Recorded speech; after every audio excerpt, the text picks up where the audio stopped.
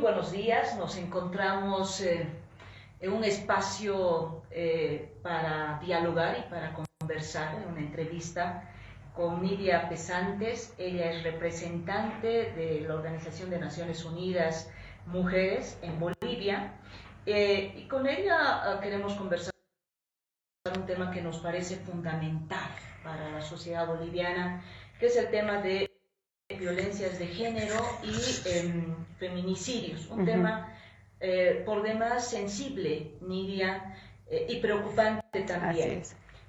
Son tiempos muy crueles para las mujeres.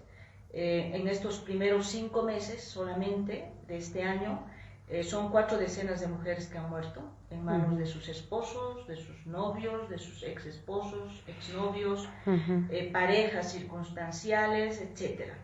Y esto termina siendo un drama no solamente porque perdemos mujeres, sino porque dejan otro costo social que son los huérfanos, huérfanas en nuestra sociedad, ¿no? Entonces, un gusto tenerte en esta transmisión de la agencia de noticias Fides. Bienvenida. Nidia, un placer. Muchísimas gracias, Nancy. Gracias por considerar a ONU Mujeres para hablar sobre este tema. Y una de las cosas que quisiera rescatar de la introducción que acaba de hacer es el problema para Bolivia. Es un problema para el país. Evidentemente, el feminicidio y la violencia en contra de las mujeres en cualquiera de sus expresiones es un problema para toda la sociedad. No es un problema de las mujeres, no es un problema con las mujeres, no es que las problemáticas sean las mujeres, es que aquí tenemos un problema duro de derechos humanos que afecta a toda la sociedad.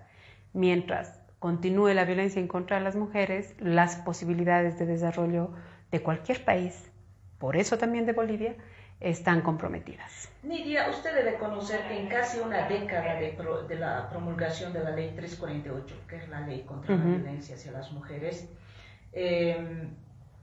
pareciera que esta norma no ha ayudado a mitigar, a disminuir la violencia hacia las mujeres, pero tampoco los feminicidios. Es decir, se promulgó esta ley con mucha expectativa, con mucha esperanza de que pueda ayudar, pero parece que no. ¿Usted a qué cree que se debe esto? Bueno, lo primero es que las normas que se hacen son un paso importantísimo para erradicar un problema o para mejorar la situación de justicia frente a un hecho. Es decir, el paso normativo es esencial para avanzar en la política pública y para avanzar en la transformación de la vida de las personas. Por lo tanto, en primer lugar, ya tenemos un paso dado en Bolivia, que es contar con una ley integral que aborda 16 tipos de violencia, es decir, aborda diferentes formas, diferentes expresiones de esta violencia. Dicho esto, reconocido este paso importante que tiene el Estado plurinacional, debemos también saber que la norma no es la única solución, pero la norma nos permite encontrar las soluciones. ¿Y qué es lo que ha pasado? Uno de los temas duros, digamos, en este ámbito es la presupuestación de una ley. La ley, para ser aplicada, necesita contar con un presupuesto suficiente que le permita cumplir con los requerimientos para que la población pueda usarla, utilizarla y pueda hacer de ella el mecanismo de justicia. Entonces, por ejemplo, en el caso de la Ley 348, la Ley 348 logra crear 27 juzgados y tribunales para tratar los temas de violencia. La Defensoría del Pueblo en el 2013. En el 2019 la Defensoría del Pueblo propone que se creen 31 más. Los 27 juzgados tribunales no dan abasto por la sobrecarga de trabajo que tienen, por la cantidad de casos que llegan. Pero también estos 27 juzgados comparten su competencia con los temas de corrupción, lo que hace o lo que complejiza la salida de los casos específicos en torno a violencia. Una de las soluciones es contar con el número suficiente de juzgados especializados. Especializados significa no solamente que manejan el tema, sino que todo el personal que está dentro conoce de manera profunda la problemática de violencia, conoce de manera profunda la norma, conoce de manera profunda la articulación de esta norma con las otras leyes conexas que tiene el Estado plurinacional y conoce el marco jurídico internacional también para poder aplicar la ley, porque el marco jurídico internacional en temas de derechos nos da un abanico de posibilidades importante para el juzgamiento de este tipo de casos. Entonces, si es que no tenemos el número suficiente de juzgados para que den respuesta y si es que no tenemos la especialización suficiente de todas las personas en este ámbito, los procesos se retrasan por la sobrecarga y por la necesidad de estar siempre buscando la manera de dar salida, lo que hace que los procesos demoren y muchas veces en esa demora las mujeres deciden dejar la causa. Pero no solo la ley es necesaria, lo óptimo sería que esta ley sea utilizada muy rara vez, que haya que aplicarla muy rara vez porque muy raros son los casos. Entonces, si bien por un lado tenemos la ley y también los mecanismos del Ejecutivo, porque la ley está en el ámbito de la justicia, ¿no? De la rama judicial del Estado plurinacional, pero también tenemos un ámbito de atención a los casos, y estos están en los gobiernos locales.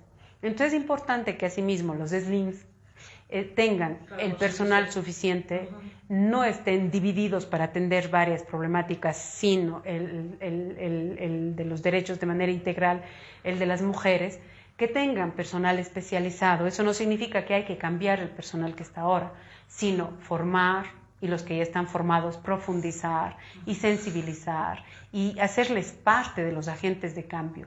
Trabajar por la no violencia no es cumplir con una tarea, es convertirse en agente de cambio. Nidia, yo me acuerdo que cuando se estaba debatiendo la 348, una exigencia era incorporar, era mostrar la violencia en su integridad, para empezar, ¿no?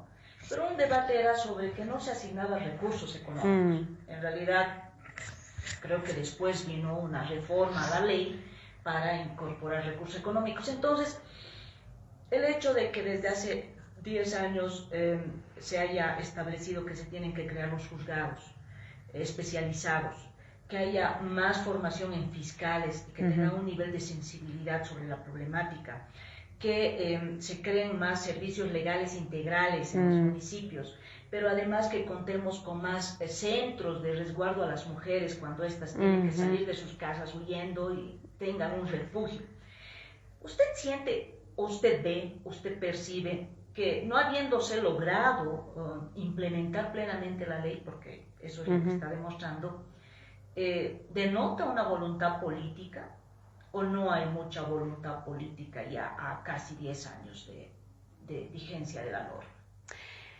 Digamos que el Ejecutivo ha mostrado su voluntad política al formar esta comisión especializada para revisar los casos de feminicidio, que como usted supo, tuvimos personas que estando con sentencia salieron antes, no cumplieron la sentencia, la cumplieron en su casa, en fin, una serie de irregularidades que pasan por muchas manos y por muchas cabezas. ¿Esto qué significa? Significa que la violencia está tan normalizada que para muchas personas todavía el que un hombre violentador sea llevado a la cárcel es injusto. Porque todavía en la mente de nuestra sociedad está que las mujeres algo deben haber hecho para provocar la violencia.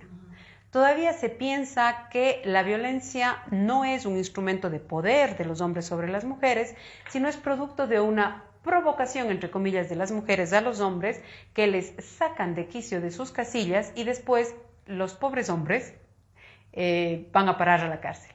Este tipo de pensamiento hace que la sociedad entera tenga menos vigilancia, seguimiento y actúe menos convencidamente sobre el tema. La violencia ha sido parte de la convivencia de muchas sociedades y al ser parte de la convivencia es difícil identificarla y más difícil es aceptar que se castigue, que se sancione esta violencia. Por eso, cuando se trata de la ley y cuando se ponen los temas de la ley en discusión, no todas las personas estamos de acuerdo. Usted habrá visto que la propuesta de reforma ha estado muchos meses dando vueltas para poder llegar finalmente al legislativo. Y esto ha tenido que ver con la falta de acuerdos. Y parecería que sobre la ley en contra de la violencia, a favor de una vida libre de violencia, sería fácil ponernos de acuerdo, porque no queremos más violencia contra las mujeres. Pero no ha sido fácil porque todavía hay el miedo de que los hombres sean culpabilizados y vayan a parar a la cárcel cuando la violencia todavía es parte de la naturalización de la convivencia. Entonces, claro, por un lado está la voluntad política que tiene que expresarse en programa, en política, obviamente, pero sobre todo en presupuesto. O sea, se tiene que invertir en la no violencia. Pero por otro, está una tolerancia social a la violencia que posibilita que sea un tema de segunda categoría. Es decir, no está entre los temas urgentes, no está entre los temas de atención inmediata que requieren inversión inmediata, pero tiene que ver con toda la estructura de la sociedad el que no esté ahí, el que no esté priorizada. ¿Qué está detonando, usted cree? O sea, sin lugar a dudas, usted dice que el gobierno ha expresado una voluntad política, y es evidente con una norma, pero ya en el detalle del cumplimiento, tanto gobierno central y gobiernos subnacionales, pareciera que dejan esto, ¿no? A lo no urgente, ¿no? No es una prioridad en la agenda, ¿no? O sea, es mejor construir, qué sé yo, ¿no? Infraestructura física, material, que apelar más bien a este tema que tiene que ver con las relaciones humanas, tiene que ver con los derechos humanos. Hay, desde el 2013, solamente para recordar a la ciudadanía, por ejemplo, el 2013 estaba viendo registros y había 26 feminicidios, en 2013, 26 feminicidios. El 2014 ha subido a 77, el 2015 a 110, el 2016 111, el 2017 tenemos 109, en 2018 128, que se disparó, y el 2019 tenemos 117. Entonces, ¿qué detona, Nidia, en su criterio, la violencia de género? A ver, lo primero en relación con los feminicidios y los datos. Antes no se contaban los feminicidios y las muertes violentas que sufrían las mujeres no entraban dentro de un procesamiento especializado y específico para hablar de feminicidio. El feminicidio tuvo primero que, bueno, desde los años que usted plantea están perfectos, tuvo que tipificarse. Pero una vez que se tipifica, la propia sociedad tendría que empezar a identificar y los funcionarios y funcionarias públicas en los diferentes ámbitos relacionados con el tema tuvieron que aprender a identificar el feminicidio separado del homicidio. Entonces, esto tomó tiempo. Y no tenemos un estudio que nos diga que efectivamente subió el número de casos o subió el número de identificaciones de los casos. Porque todavía tenemos un subregistro, porque no todas las muertes violentas de las mujeres entran como feminicidio. Y para esto hay un protocolo latinoamericano y que Bolivia lo ha asumido para la investigación de muertes violentas de mujeres. Lo que propone este protocolo es que si es una muerte violenta de mujeres, desde el inicio la investigación tiene que arrancar como feminicidio. Si en el proceso se ve que no ha sido, se descarta y pasa a muerte violenta. Pero en el proceso se tiene que descartar y no al revés. Ingresa a los estudios como una muerte violenta que después es muy difícil pasarla a feminicidio, porque la ruta de investigación, la investigación que incluye la relación que tenía la mujer con el presunto feminicida, no entra como parte de la investigación en cuanto a la relación de poder que se da entre mujeres y hombres, que se da desde los hombres hacia las mujeres. Entonces, no estamos seguras de que haya incrementado el número, pero sí que incrementaron las identificaciones, tal como la violencia. No sabíamos muy bien cuál era el nivel de violencia en contra de las mujeres hasta que se hizo la primera encuesta y descubrimos el terrible dato de un 75% de mujeres, que le pone a Bolivia como el país que encabeza la región en cuanto a violencia física, sexual, psicológica, es decir, sumando las violencias, ¿no? Entonces, habría que hacer, por ejemplo, esta investigación. ¿Pero qué detona la violencia en contra de las mujeres? Tenemos muchos detonantes, pero ¿en dónde está la raíz de la violencia? En la creencia, en la falsa creencia de que los hombres son dueños de las mujeres. Los hombres piensan que las mujeres son de su propiedad, Por eso, por ejemplo, cuando ha habido adulterio, la sociedad justifica con más razón, entre comillas, el feminicidio. Es injustificable la violencia o el feminicidio por adulterio. Si es que hubo adulterio, el hombre tiene la posibilidad de divorciarse, de separarse, porque no le gusta esa conducta, pero no le mata. Pero le mata porque cree que es su propiedad y tiene el derecho de hacerlo. Fíjese usted que las legislaciones en América Latina, hasta los años 60, los años 70, incluso algunas, exoneraban de la culpa a los hombres, esa no es la palabra técnica, pero se me fue, de la culpa si es que un hombre encontraba en delito flagrante de adulterio a la mujer, tenía el derecho para proteger su honra de matar, su honor, perdón, de matar a la mujer. Claro, una justificación. Pero si pasaba al revés, las mujeres iban a la cárcel. Es decir, hay una visión equivocada. El honor de los hombres está basado en la conducta de las mujeres. Por eso los hombres se sienten dueños de las mujeres y creen que tienen que gobernarles para garantizar que su proceder esté acorde a su honor.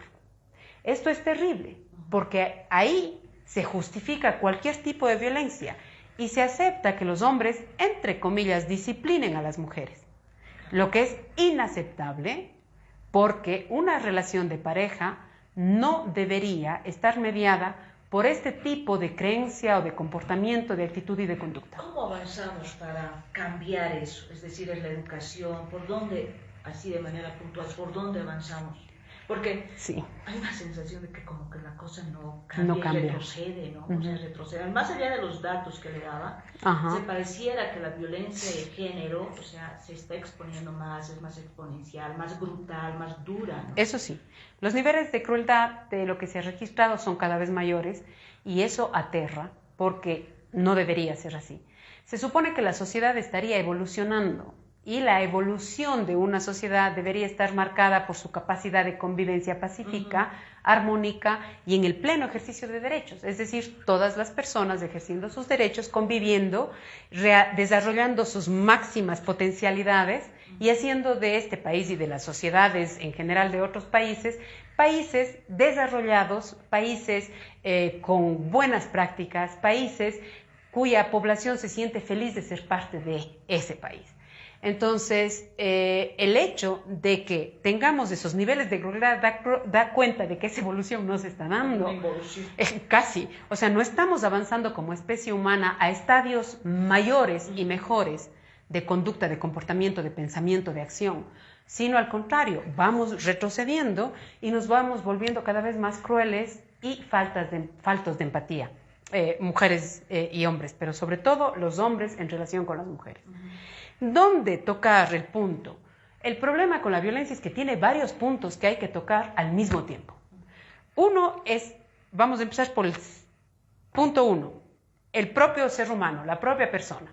Yo como ser humano, yo como persona, como mujer o como hombre, no tolero, no acepto la violencia como un mecanismo de disciplina ni como una forma de solucionar conflictos. Simplemente esa no es la manera. El diálogo, el respeto y la valoración del otro ser humano como mi igual en derechos. Segundo, mi familia. En mi familia construimos un núcleo democrático para garantizar democracia. Porque además, si no construimos un núcleo democrático en las familias, es bien difícil construir sociedades democráticas. Un grupo, o como diría el vicepresidente, grupos de consenso dentro de las familias. En las familias, para que esto suceda, tenemos que darle el mismo valor a todas las personas. La familia tiene como obligación el aportar al bienestar de quienes la conforman. Y es indispensable que dentro de la familia se dialogue, se converse, se respete, se manejen los conflictos de forma respetuosa, pero sobre todo valorando a la otra persona. ¿Por qué los conflictos dentro de las familias, por ejemplo, terminan en grito, en patada y en esta es mi palabra? Porque se cree que alguien tiene la verdad, la razón y el poder único para dirimir sobre cualquier problema. Y que el mecanismo más rápido cuando la cosa se complica es la violencia. Yo grito, yo mando, yo soy la autoridad y entonces el resto obedece. Esa es una forma de comportamiento dentro de las familias que sustenta la violencia o permite la tolerancia de la violencia en el resto de la sociedad. Después tenemos el espacio organizacional o comunitario o institucional o educacional. Son nuestros espacios de convivencia con el resto de la sociedad. Ahí entra la educación, ahí entran los medios de comunicación, ahí entran las organizaciones sociales, ahí entran los barrios, ahí entran las instituciones. ¿Cómo convivimos en las instituciones, públicas o privadas? Estamos dentro de las instituciones siendo intolerantes a la violencia, es decir, garantizando que las mujeres puedan trabajar sin acoso por el hecho de ser mujeres, que las mujeres puedan ascender en sus cargos sin que después tengan que pagar, entre comillas, el precio con la violencia. Estamos en las organizaciones sociales promoviendo igualdad de mujeres y hombres en la representación, en los liderazgos. Estamos en los espacios educativos educando para la paz, la convivencia y la no violencia. Estamos educando a los niños y a las niñas para que se vean como iguales, no en forma, porque somos diferentes, pero sí en derechos. Ahora, mientras usted hablaba, yo decía si hay ciertas actitudes que en realidad en nuestros líderes también se refleja en la sociedad, ¿no? Es decir, en la población. Recientemente, el fin de semana, se conoció de una denuncia de una señora de escasos recursos económicos, con 4 hijos, que denuncia a su pareja, que es un diputado nacional suplente, de no recibir pensiones. Y esa es una forma de violencia. Pero la violencia está ejercida desde una alta autoridad, digamos, ¿no? Que tiene poder, que está en una instancia de poder. Entonces, ¿cómo es que nuestros líderes también no son, digamos, como que empáticos con las mujeres, ¿no es cierto?, que están demandando mejores condiciones de vida, están pidiendo asistencia familiar, están pidiendo no ser asesinadas, están pidiendo no ser violentadas? La norma debería ser: nadie está sobre la ley. Y en esa medida se tiene que, o se debería, aplicar la norma nacional en cada uno de los países a todas las personas cuando se tratan de delitos de violencia en contra de las mujeres. Y una vez que va al ámbito de la justicia, es la justicia la que tiene que decidir. Es decir, el caso tiene que ir a donde tiene que ir, a la justicia, y la justicia tiene que definir y decidir lo que tiene que definir y decidir de acuerdo a las pruebas que tiene. Lo importante es que nadie esté sobre la ley para que la ley pueda ser respetada y para que la ley genere confianza en la población. Miriam, recientemente se conoció el informe de Diego García Sayán, que es el relator, uno de los relatores de la Organización de Naciones Unidas. Usted debe conocer el informe. Ahí hace un apunte sobre el tema de la violencia hacia las mujeres, la violencia de género, y apuntaba en estos términos que usted decía, ¿no?, sobre la poca cantidad de juzgados especializados y que, etcétera. A través de la Organización de ONU Mujeres, ¿cómo un poco se gestiona estas recomendaciones en coordinación con el Estado boliviano, con el gobierno? Bueno, ONU Mujeres tiene como mandato el aportar, apoyar, contribuir con los estados para la construcción de igualdad de género y el empoderamiento de las mujeres. Y para que alcancemos la igualdad de género y el empoderamiento de las mujeres, necesitamos erradicar la violencia como uno de los temas prioritarios. Y en esto hemos trabajado conjuntamente con algunas de las instancias del Estado, con el Servicio Plurinacional de la Mujer, con el Viceministerio de Igualdad de Oportunidades, con algunos SLIMs, directamente con las municipalidades, y en esto hemos ido generando algunos resultados interesantes. Por ejemplo, en torno a la ley que usted ha planteado con mucho énfasis, se ha visto la necesidad de crear propuestas diferenciadas para los diferentes municipios, porque no todos los municipios tienen ni el mismo número de habitantes, ni la misma cantidad de recursos, ni la misma posibilidad de responder a la violencia en contra de las mujeres. Entonces, lo que se ha hecho conjuntamente con el Viceministerio de Igualdad de Oportunidades y con las agencias hermanas del UNFPA y UNICEF es construir modelos, diseñar modelos de atención de acuerdo a las capacidades que tienen las municipalidades para responder a la violencia.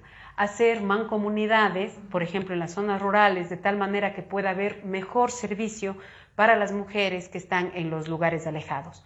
Uno de los temas más complejos es la distancia, Muchas mujeres que están en la zona rural y que están distantes de los lugares en donde se cuenta con la institucionalidad de justicia, tienen muchas menos posibilidades de hacer denuncias, de que su caso sea seguido, por los costos que le implica a ella para poder llegar y por los costos que le implica al Estado para poder hacer seguimiento en la distancia. Por eso el presupuesto es tan importante que sea suficiente, es decir, no que tenga un poco de presupuesto, sino que el presupuesto pueda responder a estas diferencias. Todos los municipios, por ejemplo, tal vez tienen alguna noción, alguna información, si los municipios tienen los suficientes recursos que están disponiendo para este tema. No, los municipios no tienen los suficientes recursos. Con este mismo programa que estamos levantando, estamos desarrollando con el viceministerio y con las agencias hermanas que mencioné, uno de los estudios que se ha hecho es el costeo de la ley. ¿Cuánto implica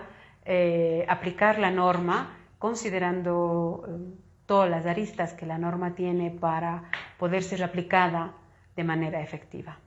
Sí, entonces sí hay que mejorar ahí. Los municipios no tienen los recursos y hay que buscar los mecanismos para que los tengan. Lidia, muchas gracias. No, gracias a usted. Ahí se va el tiempo, ¿no? Está además decir que es muy amplio este tema porque hay, como usted decía, varias tipificaciones de los delitos dentro de la norma y cada una ameritaría una conversación particular, ¿no? Porque tiene características. Sin embargo, le agradecemos su tiempo y bueno, estaremos pues a la expectativa de los resultados que pueden arrojar estos proyectos que tienen que ver con erradicar la violencia, ¿no? Y la violencia de género en sus diferentes características. Muchísimas gracias. A usted, Nancy, muchísimas gracias. Que tenga un buen día. Gracias. Nosotros será hasta la próxima con una nueva entrevista a través de la Agencia de Noticias Fides.